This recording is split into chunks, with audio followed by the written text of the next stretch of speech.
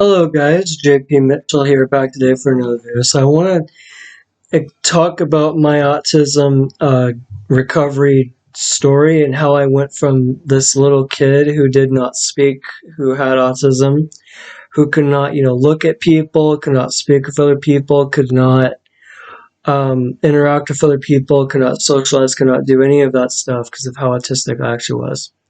So let's do this, guys. So my name is JP Mitchell. I'm Mitch's baby son. I grew up in Sikir. I had autism spectrum disorder when I was a lot younger. And I actually have some pictures to show you guys just of how autistic I actually was. But we'll save that until the end of the video. So let's do this, guys. So my story starts in the very beginning. It starts when I was about 2 to 3 years old. And I mean that metaphorically, because that's when all my language and all my social interactions with other people went away. So my story starts in 1988 when I was approximately 1 years old on my first birthday, which is May 10th. And my birthday started off, pretty good, because every autistic child's journey starts off somewhat, normally, obviously. And then out of nowhere, my smile and all my language suddenly goes away. And then I'm taken out of my parents' world and into the world of autism. And this is something that we were also told as well as I call us the Free Mitchell Amigos. Obviously, um, we were told this at the Anscombs uh, uh, Children's Hospital in Vancouver, where one of the doctors told Mitch Mitchell, my father, my best friend. He said that, well, your son JP Mitchell, which is me, obviously, he has perfectly normal behavior for an autistic child. He has every behavior that he has is normal for a little autistic child. And Mitch didn't know what to think about that.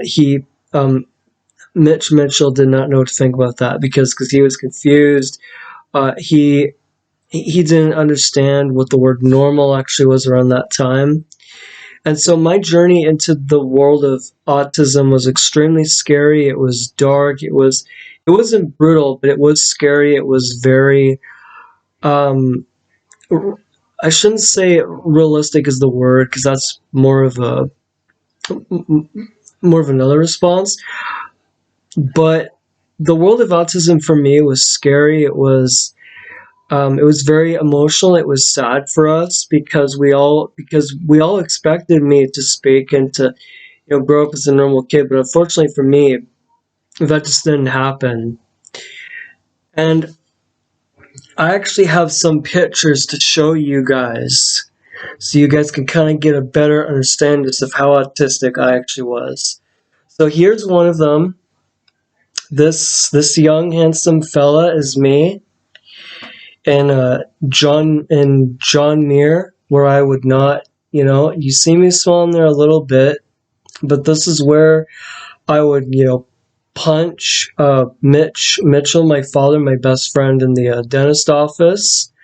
And what you see here is this is me, obviously, and you see a child who's lost, who's alone, who's autistic in his own world, can't, speak or talk or look at people. So that's the first one. Let me put that down really quick. Here's another small one. Okay, here's another one. Here's another picture of me. This is in John Muir. This is another lost photograph of me. As you can see in these two pictures, you don't see me smiling. You don't see me smiling. You don't see me talking to anyone. You don't see me looking at anybody. You just see a completely lost soul in his own world of autism. Can't, look at people. Can't talk or function or have normal conversations with anybody. So that's how autistic I actually was. And to give you guys a better understanding just of how serious my autism could have been had I been diagnosed as severely autistic. If I was severely autistic and not moderately autistic, then my life would have been a lot harder. It would have been like way more difficult. It would have been like way more severe. But because I was diagnosed with moderate autism, it was easy to get me therapy, to get me into school, to get me into my after school program and whatnot. And so by the time I was going through school, once I finished uh, preschool, John Muir, and then once I went into Journey Middle School, my smile started to return. And this is after I got the official diagnosis of autism spectrum disorder. And so once I got through Journey, then I went into high school and I was on my way to recovery from autism, which is not easy. It's really hard to get to recovery from autism because autism didn't just happen overnight for me. It happened like when I was ages 2 to 3 years old, around that time. And by the time I was 5 years old, that's when we got the speech therapy, the occupational therapy, the the um, the the physiotherapy. We got all those free therapies, which is known as early intervention, set up by the Ministry of Children and Family Development, who I have tremendous respect for, by the way. Like, I have tremendous respect for those people. And thanks to my parents, my after school program, my teachers, my peers, my friends, all of them working together, I emerged completely from autism, where I lost my diagnosis, my symptoms, my details. And if you look at me now, you couldn't even tell that I was autistic when I was little, when I was younger. Like, you couldn't even see the characteristics of autism. So that's my story. That's my journey, how I went from this little kid to where I had autism to where, as of now, I'm able to talk to people, uh, order my own foot-long Subway sandwiches, eating Subway by myself, being able to take care of myself on my own, of course. Well, in public, restaurants and souk here, being able to eat by myself without anyone there to take care of me. I talk to people, I socialize, I interact, I function normally. I do things that I never could and never would have dreamed of doing back when I had autism. Because back when I had autism, I was alone, I was sad, I was isolated from the world. I could not talk to my parents, look at them, function, communicate, socialize, interact with other people. I didn't have any acknowledgement of my parents walking into a room because I would ignore them if they called my name. I would ignore my name being called. I was bullied throughout school. But however, if when you look at me now, you can't even tell that I was autistic or that I had autism or that I was born with it. It was all just an obstacle that I had to overcome because I witnessed, believed, and and put my faith in the Heavenly Father, which is Jesus Christ, where I followed Jesus throughout my journey into the world of normality. Because that's the thing, guys, is that my parents, both Mitch Mitchell and Peggy Mitchell, had to join me in my world first in order to reach in and pull me out of my autistic disabling isolation.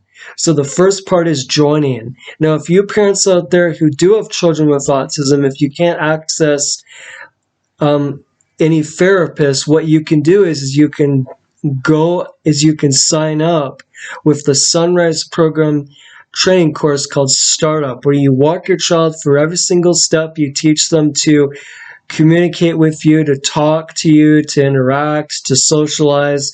And this has helped thousands of children recover from autism. I'm talking thousands at the Autism Treatment Center of America, where joining is the first step, is the first category to pulling your child out of their autistic world and bringing them back into their world. That's what we took to help my character emerge from autism, of course. So that's my story, guys. I hope that you parents out there like it, enjoy it, and I hope that my story encourages you to never give up on your child, my best advice for you parents out there who do have children with autism is never give up on your child, and don't stop, researching to find hope and help for your child.